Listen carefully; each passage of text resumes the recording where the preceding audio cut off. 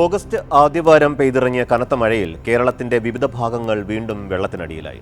2018 മുതൽ 26 വരെ ഓരോ വർഷവും കേരളത്തിൽ മഴ പെയ്യുമ്പോൾ നദികൾ കരകവിഞ്ഞൊഴുകുന്നു, റോഡുകൾ മുങ്ങുന്നു, ആയിരക്കണക്കിന് ആളുകൾ ദുരിതാശ്വാസ ക്യാമ്പുകളിലേക്ക് മാറുന്നു. എന്നാൽ മുൻകാലങ്ങളെ അപേക്ഷിച്ച് ചുരുങ്ങിയ സമയം കൊണ്ട് നമ്മുടെ നഗരങ്ങളും ഗ്രാമങ്ങളും എന്തുകൊണ്ട് ഇത്ര വേഗത്തിൽ മുങ്ങിപ്പോകുന്നു? വെറുമൊരു തീവ്രമഴ മാത്രമാണോ ഇതിന് കാരണം? അതോ മഴയെ കൈകാര്യം ചെയ്യാനുള്ള പ്രകൃതിയുടെ സംവിധാനങ്ങൾ നമ്മൾ തന്നെ ഇല്ലാതാക്കിയതാണോ? ഇവിടെ വെള്ളപ്പൊക്കത്തിന്റെ പ്രധാന കാരണം മഴയുടെ അളവിൽ വന്ന മാറ്റമാണോ? Let me explain.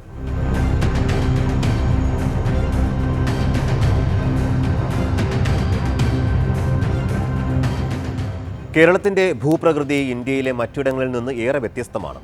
പശ്ചിമഘട്ടത്തിൽ നിന്ന് ചെറിയ ദൂരമേ നദികൾക്ക് കടലിലെത്താനുള്ളൂ. മഴ പെയ്താൽ മണിക്കൂറുകൾക്കുള്ളിൽ വെള്ളം താഴ്ന്ന പ്രദേശങ്ങളിലേക്ക് ഒഴുകിയെത്തും.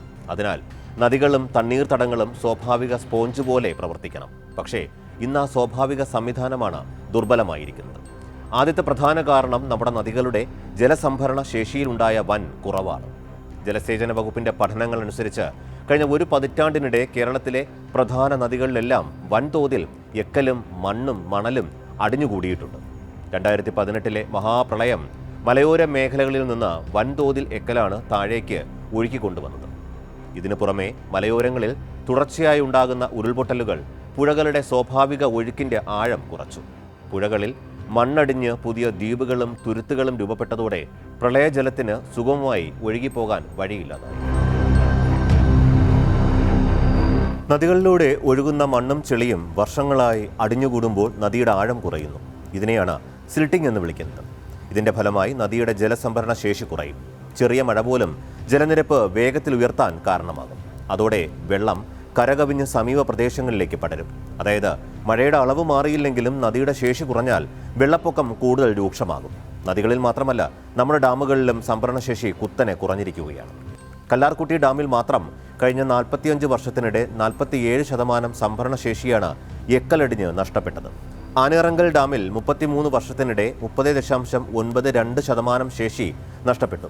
കൺട്രോളർ ആൻഡ് ഓഡിറ്റർ ജനറൽ 2021 സമർപ്പിച്ച റിപ്പോർട്ട് അനുസരിച്ച് KCB ഡാമുകളിൽ 2011 ശേഷം കൃത്യമായ സെഡിമെന്റേഷൻ പഠനങ്ങൾ നടന്നിട്ടില്ല. ചെറിയ തോതിലുള്ള മണ്ണെടുപ്പ് പ്രവൃത്തികൾ ആരംഭിച്ചെങ്കിലും വെള്ളപ്പൊക്ക സമയത്ത് അധിക ജലം ഉൾക്കൊള്ളാനുള്ള ഡാമുകളുടെ ശേഷി ഇപ്പോഴും വലിയ ചോദ്യചിഹ്നമാണ്. രണ്ടാമത്തെ ഏറ്റവും പ്രധാനപ്പെട്ട കാരണം സ്വാഭാവിക ജലസ്രോതസ്സുകളായ തണ്ണീർത്തടങ്ങളുടെയും നെൽവയലുകളുടെയും അപ്രത്യക്ഷമാകലാണ്. കേരളത്തിൽ ഒരു കാലത്ത് വ്യാപകമായിരുന്ന നമ്മുടെ പാടശേഖരങ്ങൾ, കായലുകൾ, ചതുപ്പ് നിലങ്ങൾ, വെള്ളക്കെട്ട് പ്രദേശങ്ങൾ എന്നിവയെല്ലാം മഴവെള്ളം താൽക്കാലികമായി സംഭരിക്കുമായിരുന്നു. പ്രളയത്തിന്റെ ആഘാതം കുറയ്ക്കാൻ നെൽവയലുകൾക്കും ചതുപ്പുകൾക്കും സാധിച്ചിരുന്നു. എന്നാൽ ഇന്നത്തെ സ്ഥിതിവിവര കണക്കുകൾ ഞെട്ടിക്കുന്നതാണ്. 1979-80 കാലഘട്ടത്തിൽ 7.93 ലക്ഷം ഹെക്ടർ നെൽവയലുകൾ ഉണ്ടായിരുന്ന സ്ഥാനത്ത് 2023-24 ആയപ്പോഴേക്കും അത് വെറും 1.80 ലക്ഷം ഹെക്ടറായി ചുരുങ്ങി. 2005 974 ഹെക്ടർ ഉണ്ടായിരുന്ന ചതുപ്പ് നിലങ്ങൾ 2019 ആയപ്പോഴേക്കും വെറും 11 ഹെക്ടറായി മാറി. 2005 5950 ഹെക്ടർ ഉണ്ടായിരുന്ന തണ്ണീർത്തടങ്ങളാകട്ടെ ഇപ്പോൾ 2937 ഹെക്ടറായി പകുതിയിലേറെ കുറഞ്ഞു. എന്നാൽ ഇന്ന് ഇവയിൽ പലതും വ്യാപകമായി നികത്തി അവിടെയൊക്കെ വീടുകൾ, ഷോപ്പിംഗ് കോംപ്ലക്സുകൾ, റോഡുകൾ, വ്യവസായ മേഖലകൾ എന്നിവയൊക്കെ ആക്കി മാറ്റി. അതോടൊപ്പം മഴവെള്ളത്തിന് ഉൾവലിഞ്ഞു പോകാനോ കെട്ടിനിൽക്കാനോ ഇടമില്ലാതെ നേരിട്ട് നഗരങ്ങളിലേക്കും നദികളിലേക്കും ഒഴുകാൻ തുടങ്ങി. കോൺക്രീറ്റ് നഗരങ്ങൾക്ക് ഒരു വലിയ പ്രശ്നമുണ്ട്. മണ്ണും വെള്ളവും ആഗിരണം ചെയ്യില്ല. മേൽക്കൂരകൾ, റോഡുകൾ, പാർക്കിംഗ് ഏരിയകൾ എന്നിവയെല്ലാം മഴവെള്ളം അല്പം പോലും ശേഖരിക്കാതെ അതിവേഗം ഓടകളിലേക്കും പിന്നീട് നദികളിലേക്കും എത്തിക്കുന്നു. കേരളത്തിന്റെ ഉപരിതലത്തിൽ വന്ന ഈ മാറ്റമാണ് മറ്റൊരു പ്രശ്നം.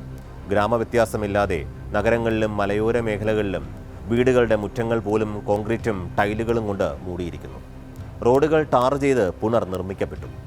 മണ്ണ് നേരിട്ട് വെള്ളം വലിച്ചെടുക്കുന്ന സ്വാഭാവിക രീതി നിലച്ചു. പെയ്യുന്ന മഴവെള്ളം മുഴുവൻ ഈ ഉപരിതലങ്ങളിലൂടെ അതിവേഗത്തിൽ ഒഴുകി താഴ്ന്ന പ്രദേശങ്ങളിലെ റോഡുകളിലേക്കും പുഴകളിലേക്കും എത്തുമ്പോൾ ചുരുങ്ങിയ സമയം കൊണ്ട് നാട് മുഴുവൻ പ്രളയത്തിലാവുന്നു. നഗരങ്ങളിലെ ഡ്രെയിനേജുകൾക്ക് വലിയൊരളവിൽ പാഞ്ഞെത്തുന്ന വെള്ളം വഹിക്കാൻ കഴിയാതെ വരുന്നതോടെ നഗരത്തിൽ വെള്ളപ്പൊക്കം സംഭവിക്കുന്നു. മറ്റൊരു പ്രധാന കാര്യം, ഇന്ന് മഴയുടെ ആകെ അളവ് മാത്രമല്ല മാറുന്നത്, മഴ പെയ്യുന്ന രീതിയിലും വലിയ മാറ്റങ്ങൾ സംഭവിക്കുന്നുണ്ട്. മുമ്പ് 3 ദിവസം എടുത്ത് പെയ്ത മഴ ഇന്ന് 3 മണിക്കൂറിൽ പെയ്യുന്നു. അതാണ് മിന്നൽ വെള്ളപ്പൊക്കത്തിനും ഉരുൾപൊട്ടലിനും അപ്രതീക്ഷിത പ്രളയത്തിനും കാരണമാകുന്നത്. ഇന്ത്യയിലാകെ അതിതീവ്ര മഴയുടെ ആവർത്തനവും തീവ്രതയും ഉയരുന്നതായി പഠനങ്ങൾ ചൂണ്ടിക്കാണിക്കുന്നു.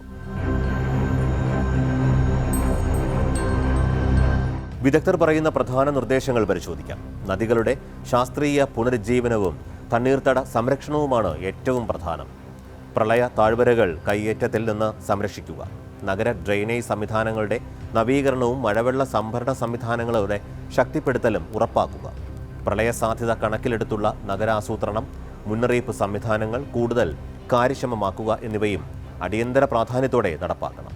അടിയന്തര പരിഹാരമെന്ന നിലയിൽ നദികളിലെയും ഡാമുകളിലെയും എക്കലും മണ്ണും നീക്കം ചെയ്യാനുള്ള നടപടികളിലേക്ക് കടക്കുമെന്ന് സർക്കാർ വ്യക്തമാക്കിയിട്ടുണ്ട്. മണലെടുപ്പിലൂടെ സർക്കാരിന് വരുമാനം ലഭിക്കുമെങ്കിലും ശാസ്ത്രീയമായ രീതിയിൽ പരിസ്ഥിതിക്ക് ആഘാതമുണ്ടാക്കാതെ ഇതെങ്ങനെ നടപ്പാക്കുമെന്നതാണ് പ്രധാനം. പ്രകൃതിയുടെ വെള്ളപ്പൊക്ക പ്രതിരോധ സംവിധാനങ്ങളെ നാം ഇനിയും സംരക്ഷിച്ചില്ലെങ്കിൽ വരും വർഷങ്ങളിൽ പ്രളയമെന്ന ഈ ഭീഷണിയിൽ നിന്ന് നമുക്ക് കരകയറാനാവില്ല. നിലവിൽ പ്രളയം മനുഷ്യൻ തന്നെ സൃഷ്ടിക്കുന്ന ദുരന്തമായി വിലയിരുത്തേണ്ടി വരുന്നത് ഒരു ആധുനിക സമൂഹത്തിലെ പരിഷ്കൃത മനുഷ്യർക്ക് തീരെ യോജിച്ചതുമല്ല.